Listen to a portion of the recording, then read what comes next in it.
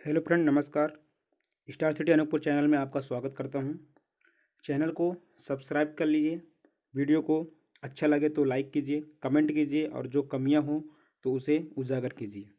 हम बार बार सब्सक्राइब के लिए इसलिए जोर डालते हैं ताकि हमें आपके द्वारा मोटिवेशन मिल सके और हम अच्छे अच्छे वीडियो आपके लिए बना सकें।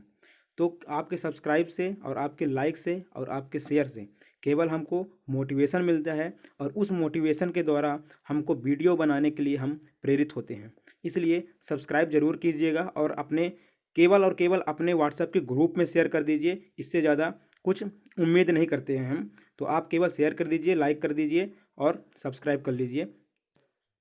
तो आज के वीडियो में हम संसद के कार्य के बारे में बात करेंगे। संसद में प्रतिदिन 1.5 करोड़ लगभग 1.5 करोड़ रुपए खर्च होते हैं। उसके बावजूद 80% जो समय होता है वो हंगामों में बर्बाद हो जाता है। इसका मतलब केवल 20% समय का ही उपयोग कर पाते हैं। इसके बारे में आज हम पूरा ध्यान से देखेंगे क्या क्या इसमें फैक्ट हैं। आपको दिखाएंगे कि हम सांसदों को वोट देकर संसद में सीट दिलवाते हैं ताकि वो देश के लिए लोक कल्याणकारी नियम बना सकें, कानून बना सकें। और देखिए वो जाके संसद में किस तरह से सोते हैं, हंगामा करते हैं और कार्य को नहीं होने देते हैं। तो कितना खर्चा आता है। पहली से 15वीं लोकसभा के 61 साल के सफर पर नजर डाले तो पता चलेगा कि न केवल बैठकों की संख्या और काम के घंटों में बल्कि हर कामकाज में गिरावट आई है, चाहे वो प्रश्नकाल हो, विधेयकों पर चर्चा हो या फिर गैर सरकारी कामकाज। 15वीं लोकसभा का 80% और इन्हीं 5 सालों में राज्यसभा का 74% समय विभिन्न किस्म के व्यवधान और हंगामे के कारण बर्बाद हो गया। सदन की एक दिन की कार्रवाई पर लगभग 1.5 करोड़ रुपए का खर्च आता है। इस हिसाब से जनता के टैक्स पर जनता के लिए चलने वाली संसद को बाधित करना बिल्कुल एक अपराध जैसा ही है। लोकसभा के आंकड़ों के मुताबिक हर साल संसद के संचालन पर 600 करोड़ रुपए खर्च होते हैं। सोचिए लाल लालियो, 600 करोड़ रुपए प्रतिदिन के हिसाब से 1.5-2 करोड़ रुपए अगर हम खर्च कर रहे हैं और फिर भी संसद अपना सही प्रकार से जिम्मेदारी नहीं निभा रही है, फिर वो सत्ता पक्ष हो या विपक्ष हो, जिम्मेदारी दोनों की है कि वह जिस मकसद के लिए वहां बिठाए गए हैं उस मकसद को रखे बगैर केवल हंगामा करते रहे, तो मुझे लगता है कि न केवल ये जनता के साथ खुली धोखेबाजी है बल्कि जनता के पैसों की बर्बादी भी है। ये निश्चित ही एक जघन्य अपराध जैसा ही कुकर्म है। इंग्लैंड का हाउस ऑफ कॉमन्स, आइए जरा ध्यान से देखना लाल लालियो। इंग्लैंड का हाउस ऑफ कॉमन्स एक साल में 140 दिन, इसका मतलब कि 1700 घंटे काम करता है। सोचिए 140 दिन और 1700 घंटे, तो हम अगर बात करें तो ये बहुत बड़ी बात हो जाती है। तो मतलब अगर हम बात करें तो 14 से एक बार डिवाइड कर दिया, 14 से एक बार डिवाइड कर दिया, तो जब भी इंग्लैंड ऑफ कॉमन्स करता है तो लगभग 12 घंटे वो चर्चा कर रहे हैं, 12 घंटे वो कानून बनाने पर फोकस कर रहे हैं अपने देश को चलाने के लिए। जबकि इंग्लैंड कोई बड़ा क्षेत्र तो हम नहीं कहेंगे, ब्रिटेन कोई बड़ा क्षेत्र नहीं भारत की नजर से। मुझे लगता है कि उस क्षेत्र को चलाने के लिए तो हमारे भारतीय राजनेता 10 घंटे में उस देश को चला ले। अमेरिकी संसद 136 दिन काम करती है लेकिन 2000 घंटे, सोचिए 15-15 घंटे तक बहस चलती है। जबकि भारतीय संसद का कार्यकाल बहुत ही कम समय के लिए होता है, 64 दिनों के लिए, 64 दिनों के लिए, 64 दिनों के लिए 337 घंटे तक का ही होता है। मतलब अगर हम बात करें कि पूरे साल भर में 3 सत्र होते हैं, निश्चित ही एक सत्र कई बार 60-70 दिन का होता है। लेकिन अगर हम इन सही प्रकार से गिने कि कितने दिनों तक काम हुआ और कितने दिन स्थगन हुआ, तो अगर मैं स्थगन को हटा दूं तो हमारी भारतीय संसद 64 दिन से ज्यादा काम नहीं करती है। 337 घंटे तक का ही काम होता है। 337 घंटे का देखिए, ये एक चित्र है, यहां पर विचार विमर्श हो रहा है। और ये भी एक चित्र है, ये भी एक चित्र है जहां पीठासीन अधिकारी के पास लोग जमा होकर चिल्ला रहे हैं।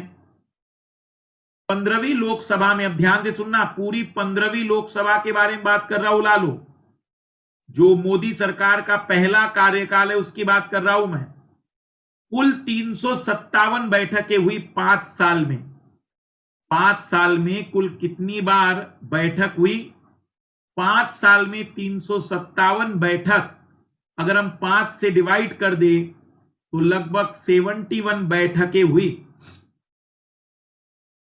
और इस दौरान पूरे 5 साल में 1300 घंटे के लिए बैठा, और इसमें भी अवरोध और स्थगन के कारण लगभग 900 घंटे बर्बाद हो गए। आप जरा आंकड़ों पर गौर करिए कि स्थितियां कितनी भयानक हैं।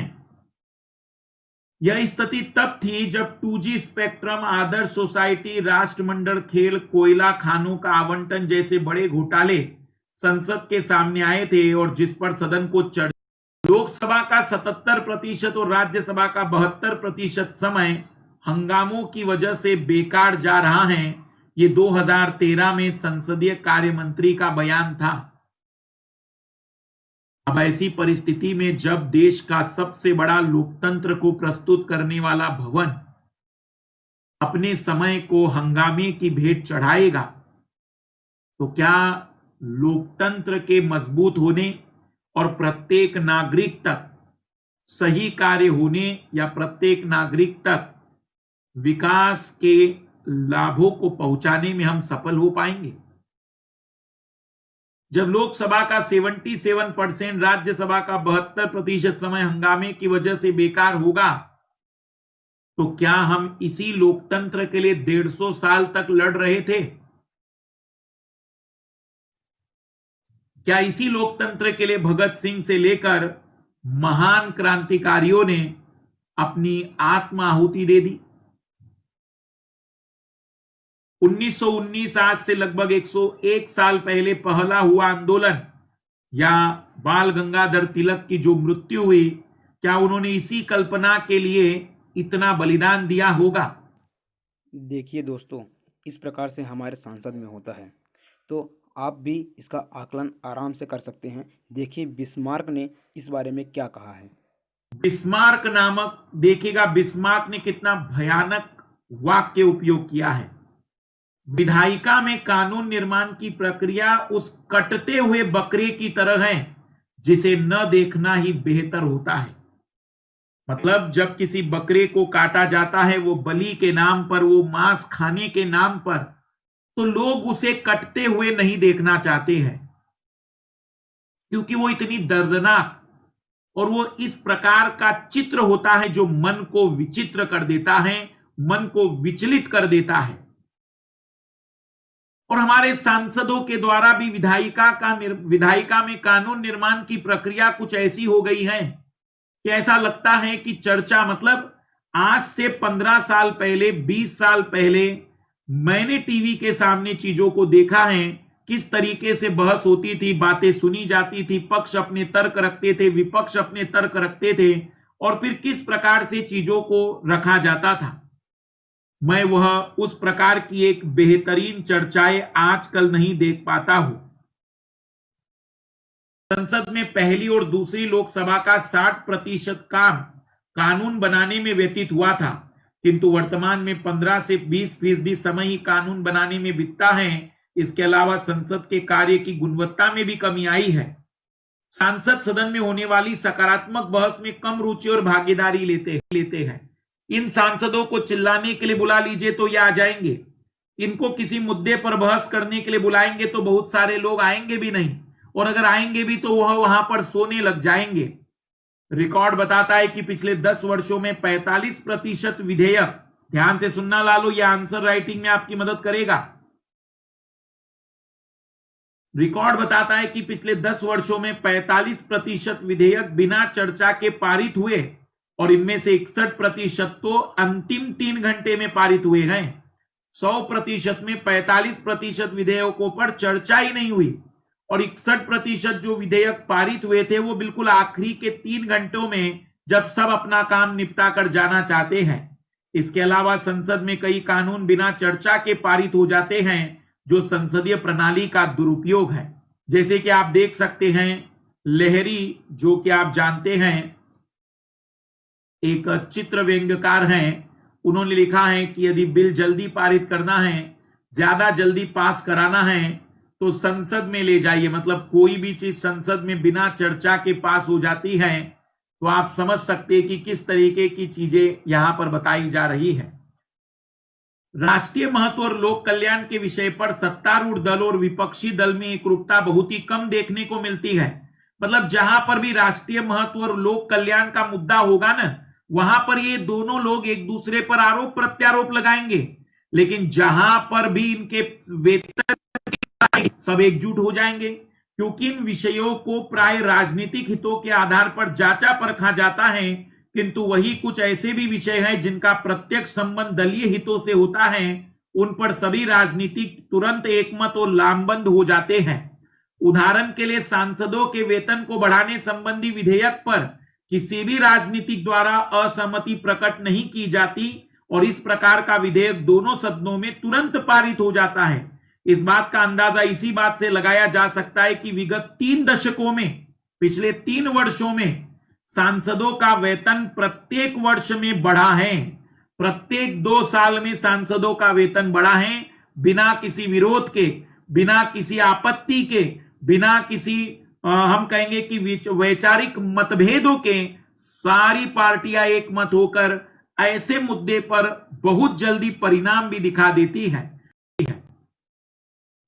ये फोटोग्राफ आपको बता सकता है कि किस प्रकार से लोग संसद में, आप देख सकते हैं कि जीवन का आनंद भी प्राप्त कर रहे हैं।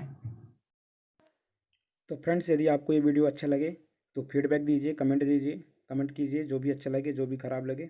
और ये वाली वीडियो हमारी देख सकते हैं, यदि आपको अच्छा लगता है। हिंदी मीडियम की कमजोरी, मधुकर सर की जुबानी, ये भी मधुकर सर के द्वारा एक्सप्लेन किया गया है, उसमें भी बहुत अच्छा बताया गया है। तो दोस्तों, आपको वीडियो कैसा लगा ज़रूर बताएं। और अगर आपको ये वीडियो पसंद आया है तो आप ये वीडियो भी देख सकते हैं कि दिल्ली की कार वर्सेस प्रदूषण।